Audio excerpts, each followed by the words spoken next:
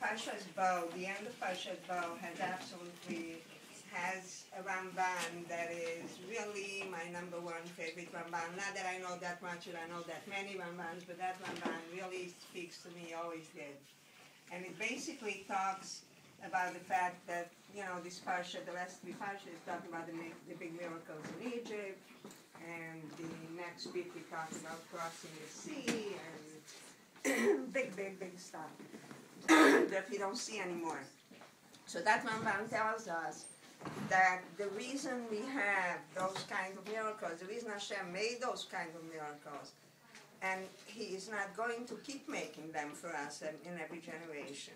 But the reason He made those miracles is that we learn to extrapolate from the big miracles into the miracles of our everyday life. And Ramban is pretty strong on it, and he said that anybody who doesn't believe in that is kofir be'ikar. It's basically, what had to say kofir be'ikar in English? It goes against, it's really against Judaism, does not believe in Judaism. And the reason I think that is fascinating, Ramban is very clear, is that we take so much for granted. I was talking about the study that they did, I'm not going to, whatever this did, I'm not going to repeat it, but the idea is that if I look at myself again, you know, 10 years ago or 20 years ago, to be able to say that I'll be here today with my family, the way the family turned out, Baruch Hashem, besides Shmuley, who is my son, but my son-in-laws, I mean, people think our family is cuckoo, because I really love my children-in-law. I love all of them. I love Epi, who's not here, probably feeding the baby, or whoever she is. You know, Ben and Yoshua. You can't pay enough money for this. You can't pay money for this kind of guys. It's just like unbelievable. It's just unbelievable. And the kids, and just fun to have nowadays, Baruch Hashem, to have a job, to have a roof, to have everything, to have food on the table, to have kids that actually appreciate, kids that actually want to see me, or I think they do. They show up at my house Pesach every year.